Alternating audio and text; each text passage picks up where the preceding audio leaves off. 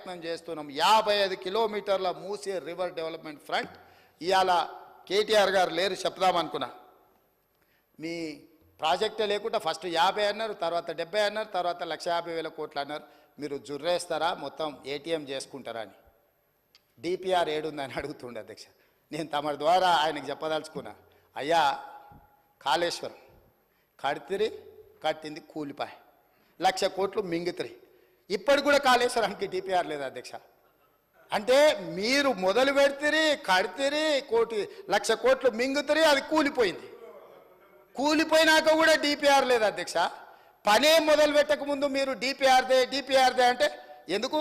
ఏ కాంట్రాక్టర్లు ఎవరు వస్తున్నారో కనుక్కొని దాంట్లో కమిషన్లు కొట్టాలనా అధ్యక్ష? ఏ ప్రతిపాదనైనా నేను నరేంద్ర మోడీ గారిని కలిసి, జలశక్తి మినిస్టర్ను కలిసి ఈరోజు మల్లన్న సాగర్ ప్రాంతం నుంచి గోదావరి జలాలను తరలించడానికి ఉస్మాన్ సాగర్కి 6,000 కోట్ల రూపాయలు ప్రణాళిక తీసుకెళ్ళి అక్కడ ఇచ్చొచ్చినాం అధ్యక్ష. ఇవాళ మన మూసీ రివర్ డెవలప్మెంట్ ఫండ్కి ఒక 10,000 కోట్ల రూపాయలు మీరు సహాయం చేయండి. ఎప్పుడు కూడా any project I'm on record, A project అయినా ప్రతిపాదన చేసినప్పుడు లైన్ ఎస్టిమేట్ చేస్తాం అధ్యక్ష.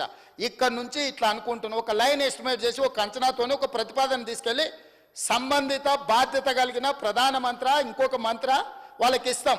వాళ్ళు ఒకవేళ ఆ project in principle they agreed that project they will call for detail report. Then government ఆ డీటెయిల్ ప్రాజెక్ట్ రిపోర్ట్ తయారు చేసి ప్రభుత్వానికి సబ్మిట్ చేస్తారు. దాంట్లో మన కరెక్షన్స్ ఉంటే చేస్తారు అధ్యక్ష.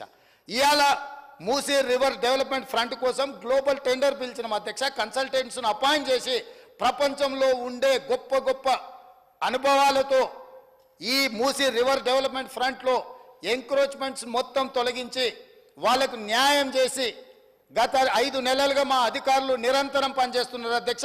ఎంఐఎం ఎమ్మెల్యేలతో సహకారం తీసుకొని ఇవాళ మూసీ రివర్ నాలా మీద బఫర్ జోన్లో, లేకపోతే ప్రభుత్వ భూముల్లో, లేకపోతే అక్కడ ప్రైవేట్ భూముల్లో 10,800 మంది అక్కడ స్ట్రక్చర్స్ ఉన్నాయి. ఈ 10,800 మందిలో పొజిషన్ ఎంజాయ్మెంట్ ఎవరు చేస్తున్నారో ఇల్లు తిరిగి ఎన్యూమరేట్ చేస్తున్నాం అధ్యక్ష. ఒకవేళ నేను ఉన్నా అనుకో, నా భూమిలో ఉన్నానా, అనుమతితో కట్టుకున్నానా, లేకపోతే ప్రభుత్వ భూమిలో ఆక్రమించుకొని నేను అక్కడ ఉన్నానా, లేకపోతే ఇంకేదైనా మన భూమి ఉన్న బఫర్ జోన్లో ఉంటే మనం కట్టుకోవడానికి లేదు. ఇట్లా రకరకాలుగా 55 కిలోమీటర్లు మూసీ రివర్ ఎంబడి మొత్తము ఎంతమంది ఉన్నారో, వాళ్ళు ఎవరు, వాళ్ళని ఏ విధంగా తొలగించాలి, తొలగించేటప్పుడు ఏ రకంగా వాళ్ళకి న్యాయం చేయాలి, పేదలు నిరుపేదలకు వివిధ ప్రాంతాల నుంచి వచ్చి బ్రతకడానికి వచ్చి అక్కడ గుడిసెలు వేసుకొని బతుకుతుంటే వాళ్ళకు ఆశ్రయం కల్పించాల్సిన బాధ్యత, ఇల్లు ఇవ్వాల్సిన బాధ్యత మా ప్రభుత్వానికి. కాబట్టి వాళ్ళందరికీ డబల్ బెడ్రూమ్ ఇల్లు ఇవ్వాలని వాళ్ళని ఎన్యూమరేట్ చేయమని చెప్పి మా అధికారులకు నేను ఆదేశాలు ఇచ్చిన అధ్యక్ష. అదేవిధంగా ప్రైవేట్ సొంత ఆస్తుల్లో ఉండి కట్టుకున్న వాళ్ళు ఉంటే టీడీఆర్, ఒకవేళ వాళ్ళ ఆస్తిని మనకిస్తే వాళ్ళకు బిల్డింగ్లు కట్టుకోవడానికి అదనపు అనుమతిస్తే వాళ్ళు బయట ఎక్కడైనా అమ్ముకోవడానికి వాళ్ళకి ఇవ్వాలనుకుంటున్నాం అధ్యక్ష.